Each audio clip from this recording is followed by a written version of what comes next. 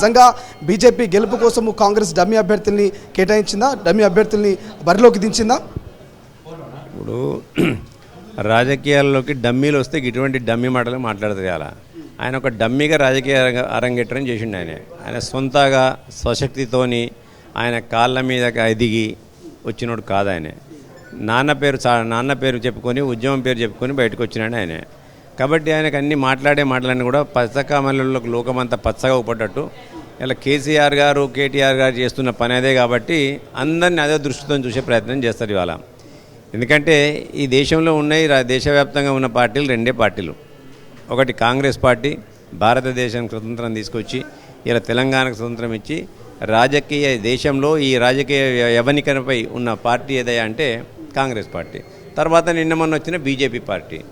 ఇలా రాజకీయ ప్రత్యర్థులుగా దేశమంతా ఉన్నోళ్ళు ఇక్కడ అక్కడక్కడ ఇప్పుడు ఆ కొల్లుడు అవుతారంటే కూడా నమ్ముతారు. అవేందండి అపరిపక్వతతో కూడుకున్న రాజకీయ పరిపక్వత లేకుండా రాజకీయ అపరిపక్వతతో మాట్లాడే మాటలు తప్ప వాటిని పెద్ద పట్టించుకోవాల్సిన పని లేదు. ఎందుకంటే నిజంగా చెప్పానంటే రాజకీయ అవసరాల కోసం తమ అవసరాల కోసం తాము చేసిన తప్పులను కాపాడుకోవడానికి కేటీఆర్ గారు బీఆర్ఎస్ పార్టీ అనేక సందర్భాల్లో బీజేపీకి ఇవాళ అంటగాగింది వాస్తవం. ఇవాళ అందులో భాగంగానే ఇప్పుడు కూడా వాళ్ళు టిక్కెట్ల విషయంలో అంటగాగింది కూడా వాస్తవం ఇవ్వాలి. ఎందుకంటే ఇవాళ వాళ్ళపైన ప్రజలు ఎక్కడ బురద వెళ్తారో, మా రాజకీయ జీవితం ఎక్కడ అడగంటిపోద్దో అని చెప్పి ఎదురోడి మీద ఇలా బురద చల్లే ప్రయత్నంలో భాగమే తప్ప ఇంకోటి కాదు ఇవాళ.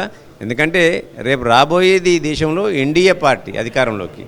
అటువంటి సందర్భాల్లో మేము చేస్తే ఇవాళ ఇటువంటి పిచ్చి ప్రేరణలో పాల్పడితే ప్రజలు కూడా విశ్వసించే స్థితిలో లేరు ఇవాళ.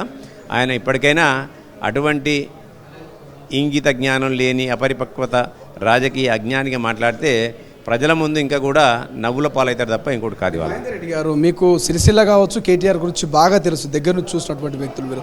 ఆయన 10 సీట్లు వస్తాయంటున్నారు. మేము ఎటువంటి డబ్బులు మద్యం పంచలేదు, ప్రలోభాలకు గురి చేయలేదు, స్వచ్ఛందంగానే మేము 10 సీట్లు గెలుస్తామంటున్నారు. ఎట్లా చూస్తారు? వాస్తవం అంటారా ఇది? తినబోతూ గారెల రుచి ఎందుకని చెప్పి ఇవాళ జూలై 4th దాకా ఆగితే జూన్ 4వ తారీఖు దాకా ఆగితే బండారం బయట పడుతుంది ఇవాళ. ఎందుకంటే ఆల్రెడీ వాళ్ళ పార్టీలో ఇక పార్టీ ఉంటుందో ఉండదో తన భవిష్యత్ అంతా కూడా ఇవాళ అగమ్య గోచరంగా అవుపడుతుంది. రాజకీయ పార్టీది ఆయనది కూడా, ఆయన రాజకీయ భవిష్యత్తు కూడా.